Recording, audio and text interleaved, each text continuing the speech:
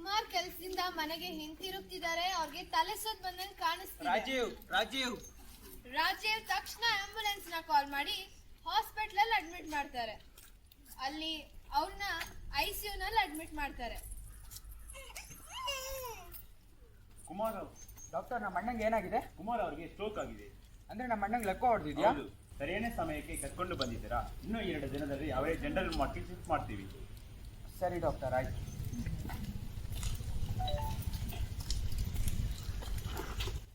ಸ್ವಲ್ಪ ದಿನಗಳ ನಂತರ ಕುಮಾರ್ನ ಭೇಟಿಯಾಗಕ್ಕೆ ಇವಾಗ ಡಾಕ್ಟರ್ ಬಂದಿದ್ದಾರೆ. ಕುಮಾರ್, ಈಗ ನಿಮ್ಮ ಆರೋಗ್ಯ ಚೆನ್ನಾಗಿದೆ. ಈಗ ಒಂದೇ ತೊಂದರೆ ಏನೆಂದ್ರೆ ಮಾತಾಡೋ ತೊಂದರೆಗೆ ನೀವು ಸ್ಪೀಚ್ ಥೆರಪಿಸ್ಟ್ ನೋಡಬೇಕು. ಅವರನ್ನು ಟೆಸ್ಟಿಂಗ್ ಮಾಡಿ ಅದಕ್ಕೆ ಟ್ರೀಟ್ಮೆಂಟ್ ಕೊಡ್ತಾರೆ. ಯಾರು ಡಾಕ್ಟರ್? ಸ್ಪೀಚ್ ಥೆರಪಿಸ್ಟ್ ಕ್ಯಾರ್ಬಿಲಿ 4ನೇ ಮಾಡಿಯಲ್ಲಿ ಬಾಕ್ಸರ್ ವಿಭಾಗ ಇದೆ, ಅಲ್ಲಿ ನೋಡಬೇಕು. ಸರಿ ಡಾಕ್ಟರ್, ಆಯ್ತು. ಕುಮಾರ್ ಹಾಸ್ಪಿಟಲ್ ಇಂದ ಡಿಸ್ಚಾರ್ಜ್ ಆದ್ರು. ಅವ್ರ ಮನೆಯಲ್ಲಿ ಏನಾಗ್ತಿದೆ ಅಂತ ನೋಡೋಣವಾ? ಹೇಗಿದ್ದಾರಾ?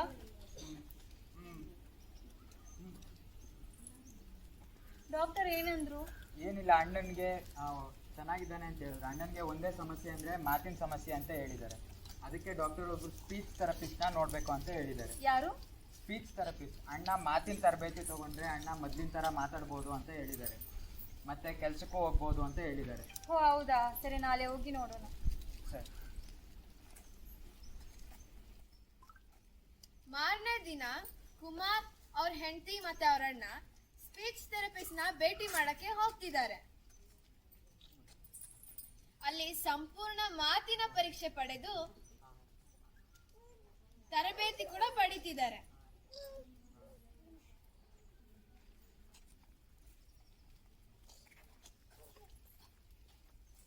ಕುಮಾರ್ ಅವರು ಈಗ ತರಬೇತಿ ಪಡೆದು 2 ತಿಂಗಳಾಗಿದೆ. ಅವ್ರ ಮನೆಯಲ್ಲಿ ಏನಾಗ್ತಿದೆ ಅಂತ ನೋಡೋಣ ಬನ್ನಿ.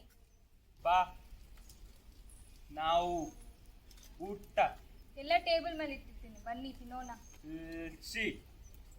ಏನು ಊಟ? ಮಾಮೂಲಿ ಮುದ್ದೆ ಮತ್ತು ಪಾಯಸ. ಪಾಯಸ ಯಾಕೆ?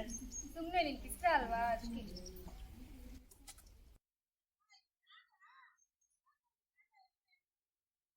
ಸ್ವಲ್ಪ ತಿಂಗಳಾದ್ಮೇಲೆ ಕುಮಾರ್ ಮತ್ತೆ ಅವ್ರ ಹೆಂಡತಿ ಹಾಸ್ಪಿಟಲ್ಗೆ ಹೋಗ್ತಿರುವಾಗ ಅವ್ರ ಸಂಬಂಧಿಕರನ್ನ ಭೇಟಿ ಮಾಡ್ತಾರೆ. ಹೇ ಕುಮಾರ್, ಹೇಗಿದೆಯಾ? ನಾನ್ ಚೆನ್ನಾಗಿದ್ದೀನಿ. ನೀವು ಇಲ್ಲಿ? ವಾ, ಎಷ್ಟು ಚೆನ್ನಾಗಿ ಮಾತಾಡ್ತೀರಾ ನೀವು. ಹೌದು, ಅವರು ತುಂಬಾ ಚೆನ್ನಾಗಿ ಮಾತಾಡ್ತಿದ್ದಾರೆ. ನಾವಿಲ್ಲಿ ವಾಕ್ಶ್ರವಣ ವಿಭಾಗದಲ್ಲಿ ಮಾತಿನ ತರಬೇತಿ ತಗೋತಿದ್ದೀವಿ. ಸ್ಟ್ರೋಕ್ ಆದ ಕೂಡಲೇ ತರಬೇತಿ ಶುರು ಮಾಡಿದ್ರಿಂದ ಅವ್ರ ಮಾತು ತುಂಬಾ ಚೆನ್ನಾಗಿದೆ. ಹೌದು. ಲಕ್ಷ್ಮಿ, ಸಮಯ ತರಬೇತಿ. ಹಾ ರೀ, ಸರಿ ಅಣ್ಣ, ಆಮೇಲೆ ಸಿಗೋಣ.